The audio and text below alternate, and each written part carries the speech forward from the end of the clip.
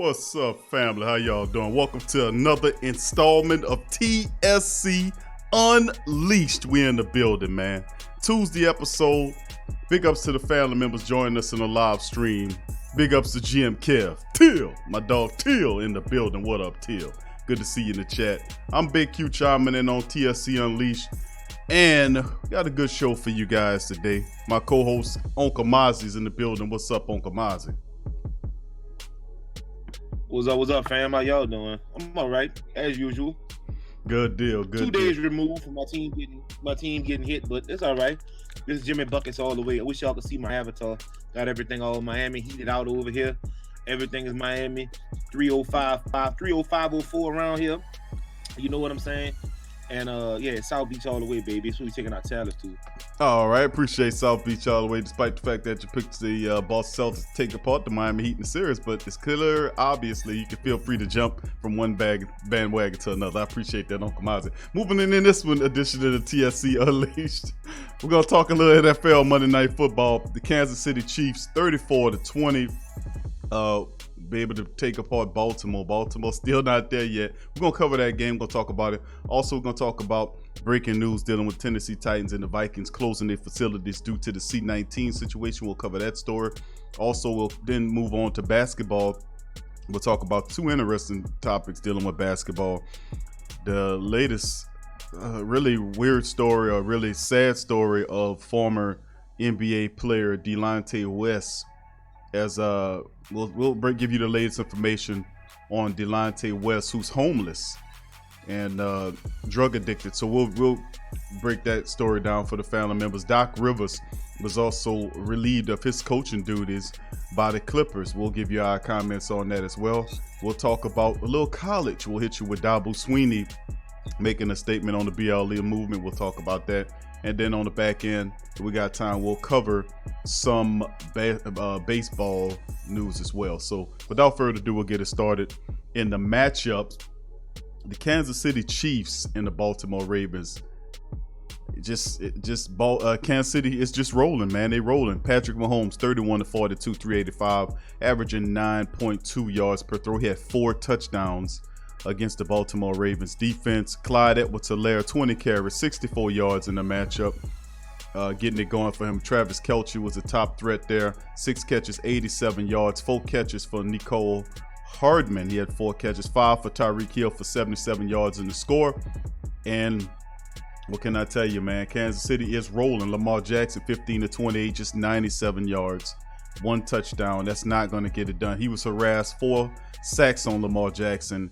He was a top rusher, 9 carries for 83 yards in a matchup. That's not going to get it done. His best wide receiver was J.K. Dobbins, 4 catches for 38 yards. Mark Andrews, 3 for 22. That's not going to work. You can't have that kind out, and you never beat that. If you're the Baltimore Ravens, you'll never beat the Kansas City Chiefs if you're throwing 97 yards. So big ups to the Kansas City Chiefs defense that was able to harass Lamar Jackson, sacking him 4 times and obviously disrupting whatever he had going on for that team. So Kansas City 3-0 and rolling, man. Look like nothing is affecting them as they move on. And my Uncle Mozzy, what you think about this matchup? KC, they're looking absolutely terrific. They flattened Baltimore 34-20 Monday night.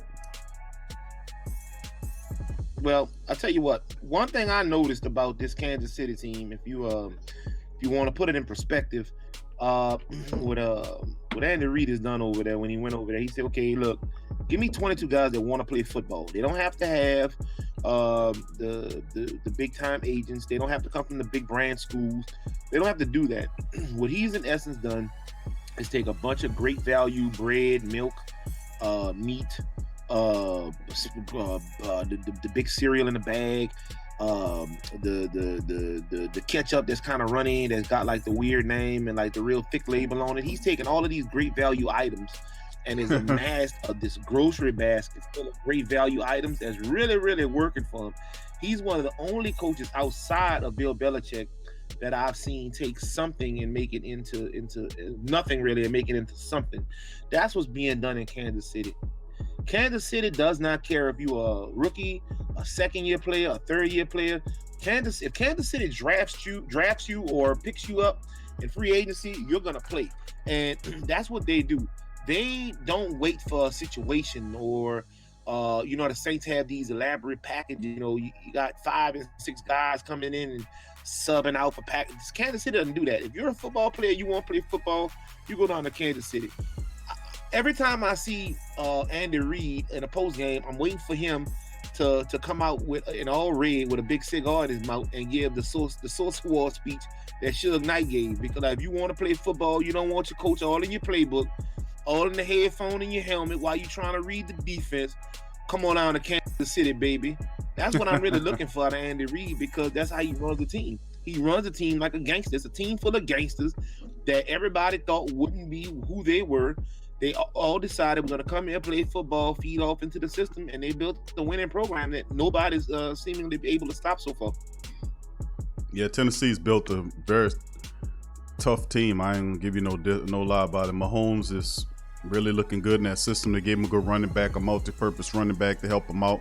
Not to mention the offensive line is decent. They got really great skill set wide receivers. Defense is firing on cylinders. They're 3-0 and doing it the right way. Defending Super Bowl champions, man, look like they haven't missed much of anything. So let's keep it going. Let's move on to the next topic here.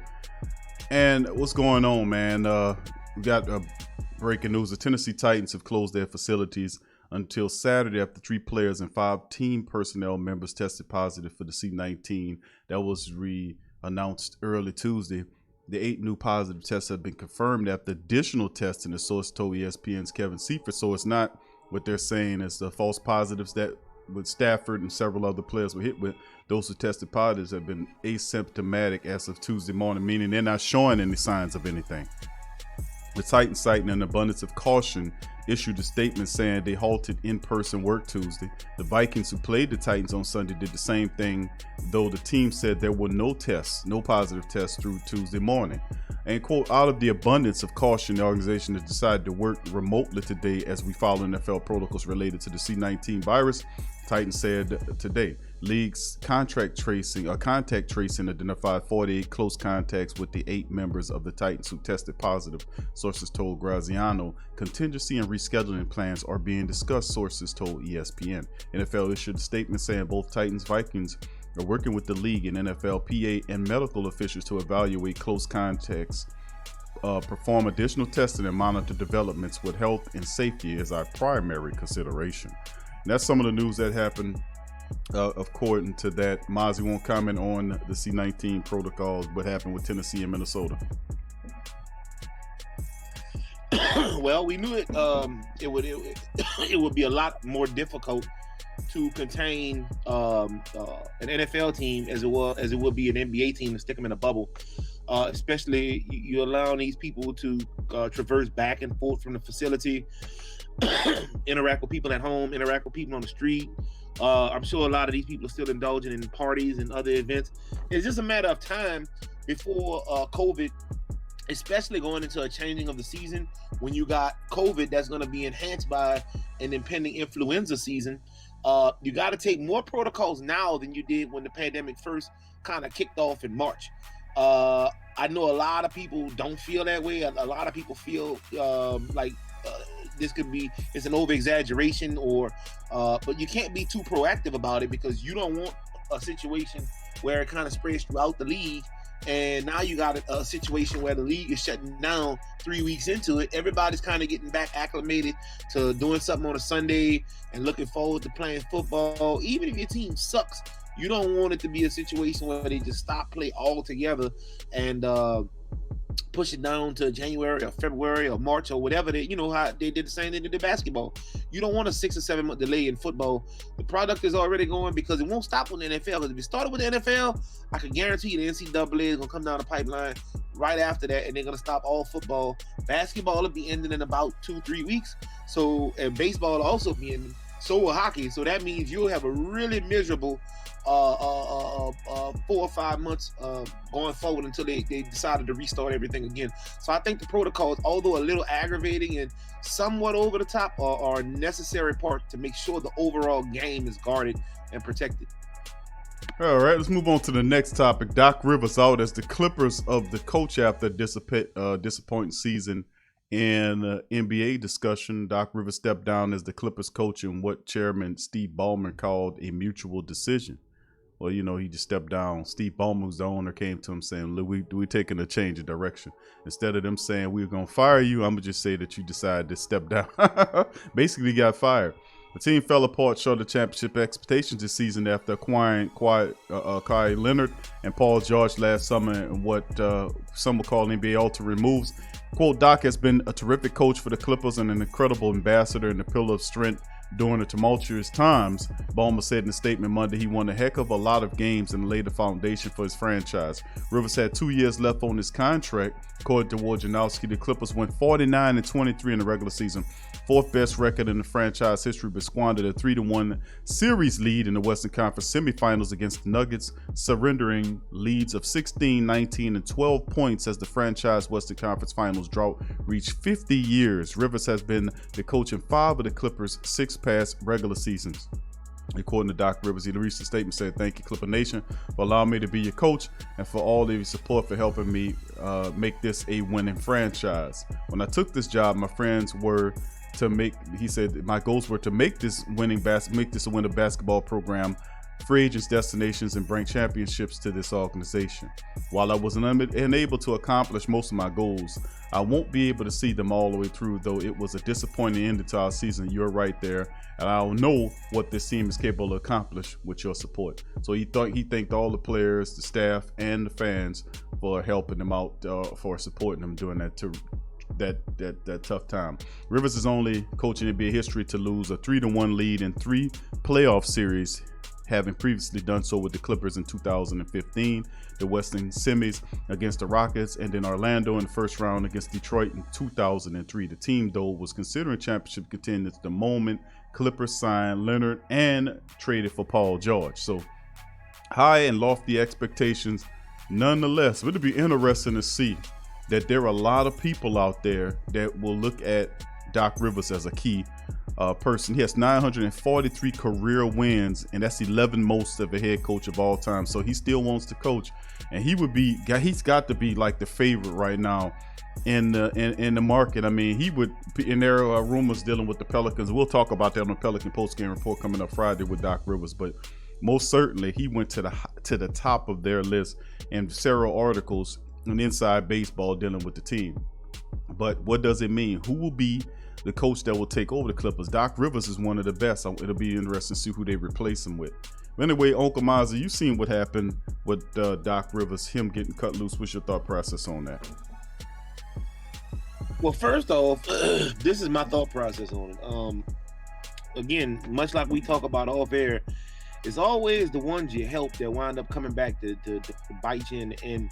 There's no way that ownership and Doc Rivers had a wonderful relationship. So I know it was hard for Ballmer to do what he did, but at the end of the day, he's a businessman, and the fans are going to want answers. So no matter what the personal relationship between he and Doc was, they had to part ways. Now, the only thing I feel as though could have saved Doc Rivers if he had support from his star players, and there's no way that ownership and management didn't run this by both Kawhi and George and Paul George. But George and Doc already had a bit of a rocky relationship with the engagement debacle when he was caught I guess stepping out on Doc's daughter or whatever. She's in a whole other relationship now, and obviously she's married to or engaged rather to Seth Curry over for the Dallas Mavericks. But that didn't sit well with Doc. That was kind of a sore spot with Doc. And I mean, Doc did step up and try to help him out and navigate through some of the turmoil that he was going through mentally with the pregnant stripper, and he just had a lot of stuff going on. Like that team had a lot of stuff going on. It was so much more than the X's and O's. But at the end of the day, I think it was. I don't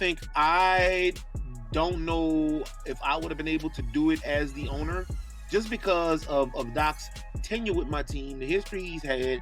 I'm sure he's real good friends with ownership and management, and he's got some great assistants over there with Ty Lue, and I mean, Sam Cassell. Everything about Doc Rivers is awesome. So it was very hard to kind of chop his head off and get him out of there. But I mean, it speaks for itself. He has what 3 finals appearances. What is he? 1 and 2 in finals appearances. Other than that, he has really good season records, regular season records. He's a really good regular season coach. But in the playoffs, he just, for whatever reason, can't seem to get around, with the exception of the Celtics, obviously. He can't seem to get to the big dance. And even with the Celtics, he only won that. He was 1-1 and should have been 0-2 had Kobe, the late great Kobe Bean Bryant, not decided to punish his team for calling the ball hog and allowed them to go out there and just flop in that first finals appearance. I think they learned a lesson after that. They came back and they beat them handily. So it just remains to be seen. I definitely think that Kawhi and Paul George had a hand in it, and if they didn't have a hand in it, they definitely didn't help the situation by trying to nullify it or saying, yo, this was on us, because it wasn't Doc. Doc ultimately got the blame for it, because this has traditionally been the entire 7-year tenure, but it's always been turmoil in the locker room. It was issues between CP3 and Blake Griffin. It was issue between Paul George and Doc's daughter. I mean, there's always been some kind of underlying issue with this team. And it always ties back to Doc Rivers somehow. He brought his son over. That was a big controversy. They also had the other huge controversy going on with I remember the previous ownership when they came in and made the racist remarks. So I mean, it's been a really wild ride in LA, but it hasn't all been Doc's fault. But inevitably, ultimately, the head coach always gets the axe. He always gets the blame. But I definitely think either Kawhi did what he normally does and just shut up and not say nothing, or kind of played it like I play for anybody. It doesn't really matter. Or he orchestrated this or wanted this to happen. Either way, it doesn't sit well with me. Yeah, I think he wants to get rid of all of that stuff. From he, meaning Ballmer, the owner, definitely wants to change the culture. It's too much convoluted stuff going on right there. So I guess the cheapest thing you can do is cut the coach as opposed to get rid of the superstar talent that you accrued. And that wasn't a bad move, because, of course, the Clippers did land that deal where they're going to have their own stadium. So this guy Ballmer making big moves. He got his own stadium. I think it's in Anaheim that they got the approval to build. So the Clippers will be out of the Staples Center. They're going to be out of the Lakers' home, and they'll have their own home in California.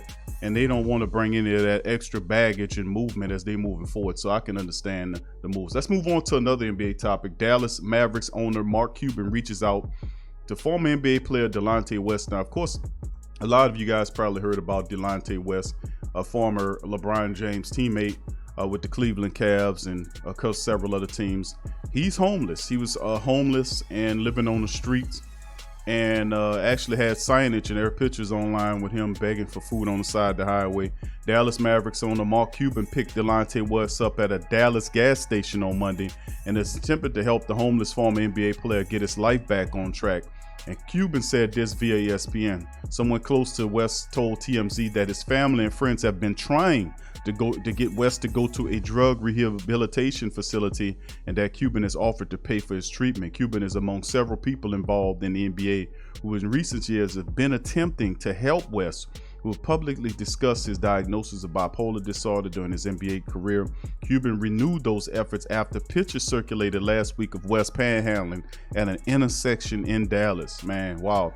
West, who's 37, he averaged just under 10 points a game, just under 4 assists per game in 8 NBA seasons while playing for 4 franchises. He last played for the Mavericks in 2011 and 2012. Uncle Mozzy, that's a very strange story, man. Dealing with Delonte West, and wow, one moment you're in the NBA, you're making good money playing basketball. Then the next thing you know, this young fella is homeless and dealing with drug issues. What's your call on it? What do you think about this story?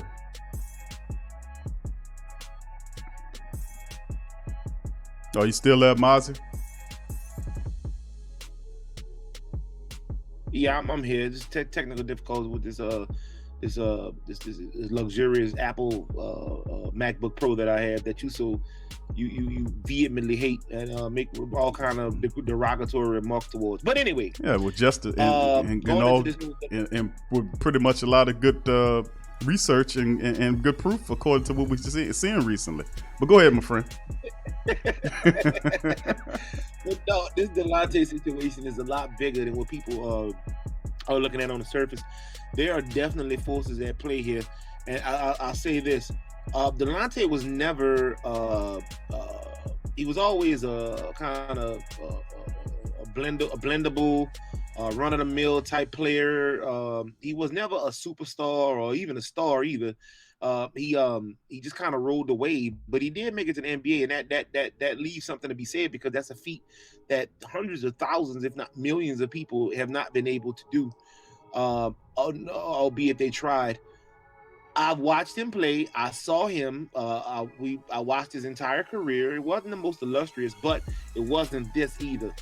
To come to a situation in your life like this, you have to experience something extremely traumatic, or something extremely traumatic has to be done to you.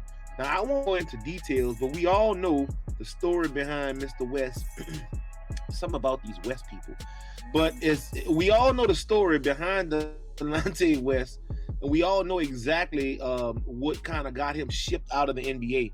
Now, I'm not the sharpest pencil in the box, but what I can say is, if I looked at this guy play for 5, 6, 7 seasons, and he was still bipolar, he still had an impending drug problem, all the things that they say about him now, he would have had then. So what made him go to this? What made him turn to that? I've seen situations where people have played crazy, and they played crazy for so long, they got injected and shot up with so many drugs, they wound up becoming crazy, and they wound up becoming who they were portraying. Not to say that this is the case, but I will say there are some very powerful people at work here, and there is absolutely no reason or no excuse. There have been hundreds of athletes that have squandered their earnings and their savings away.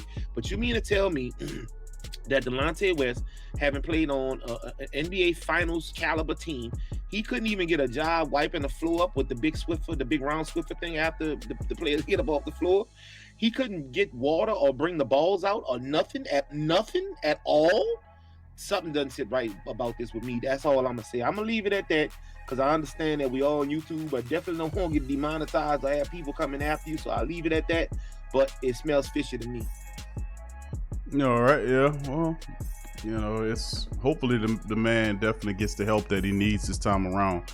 As family have said, they've made several attempts to try to help him. Hopefully he sticks to it, and it'll be a good reclamation project, get his life on track. A lot of people want to see the man healthy and back at it again. Hopefully he is he's in that right mind.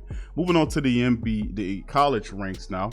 Talk about Clemson coach Dabo Swinney's message on board message with the Black Lives Matter messages, but he says that he's on board with the BLM message, but not the politics. Dabo Swinney reiterated comments in support of BLM movement and his own players' push towards social justice reforms Tuesday, but he noted that he was uncomfortable with messages on uniforms with the politicization of the efforts. He said Swinney again said Tuesday that the BLM is more than Black Lives more than matter, but he said that he considered himself a traditionalist on uniforms and didn't like the idea of nameplates and patches on jerseys and helmets, which have been allowed by the programs around the country this season in the wake of what's been happening in the country.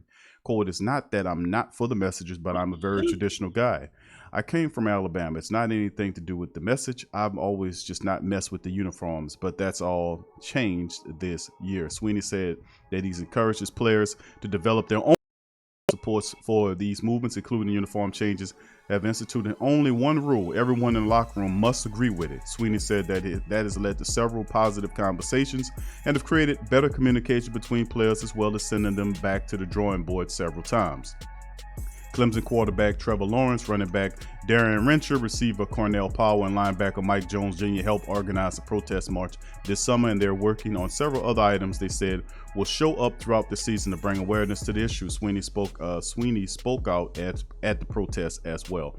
Okay, Mozzy, what's your thought process on them? Clemson coach Swinney says that the BLM message is there, but not the politics. He doesn't want to change the uniforms. Any issue with that? What you think? Well, I mean, you know what I think. Wish I could. Dang, miss, we gotta get a little bit better. You know, I'm about to pull it up for you right now. We gotta get a little bit better. With our with our drops and stuff right here. But you know what that's about, right? Can anybody hear that? That's what that is. You know what time that is. Yeah, Sweeney. We get to Sweeney. In case y'all too young to know what that is, that's the theme song for Dukes of Hazzard. It was two white guys that rode around in the car with a rebel flag on the side. yeah. So y'all know what time that is. So, Dabo, come on, bro. You got to get in touch with reality, bro. Here's the thing. These players that you're drafting come from these environments. These players that you are recruiting, these players that you coaching come from these environments. What they have on those jerseys, the way they feel, that matters to them. It doesn't matter if it doesn't matter to you. You've had privilege your entire life. You come from Alabama. How many dogs did you have to run from? How many hose pipes did you have to avoid on the way to school? You understand what I'm saying? And you were born, 67, 65? These people lived in oppression all their lives. Their parents lived in oppression. They grew up. They lived in oppression. If things don't change, their children will live in oppression. You can't tell what the meaning of the phrases on the back of the jerseys should or shouldn't mean because you have never lived how they've had to live. And in my opinion, it's just another example of, you know what? Oh, there he is. Dabo Sweeney. Oh, there he is. That's all I got to say about it, Mr. Sweeney. You're wrong. Fix it. Correct it now. All right, let's move on to the next topics here. And we're going to talk a little Major League Baseball before we end the show.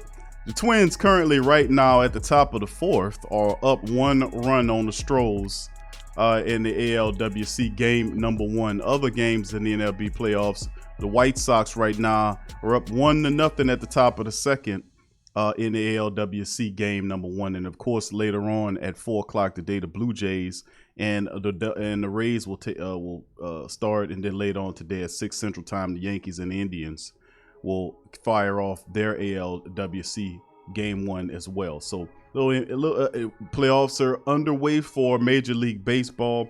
Got football going on. We still got basketball going on. It's a weird time for sports, but listen, we have sports nonetheless, man, and that's a major positive as well. So I'd like to thank everybody, man, for joining us on this edition of TSC Unleash.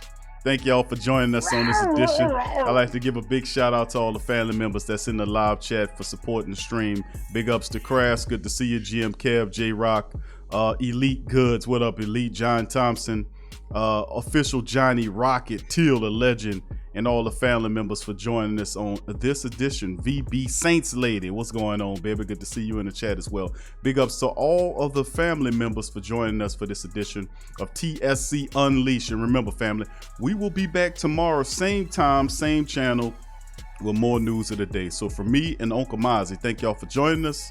Hit the like button, subscribe if you aren't a subscriber.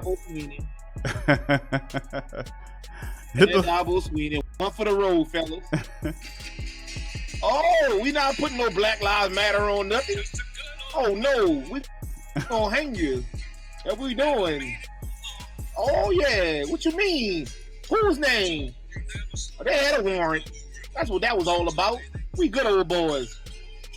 Man, this is a shame, bro. We gotta speak out against this, bro. That's another topic for Q with Big Q. I'm sorry, bro. That just disgusted me. That whole comment disgusted me. Go ahead, I'm sorry. I hate to get on my soapbox. Go ahead, I'm sorry. I digress. Nah, it's more than fine, man. It's totally fine. Me, man. Stangman 2000, what's going on, fam? Thank you for joining us. But yeah, it's all right. We're gonna keep it moving. We'll keep monitoring that story as well, and we'll be back, family, with TSC Unleashed tomorrow, same time on Wednesday. We'll preview the NBA Finals matchup between LeBron's Lakers and Jimmy Buckets' Heat club, and we'll have the news and notes of the day as well. So thank you. How easily do you switch from one team to another, Uncle Mozzy?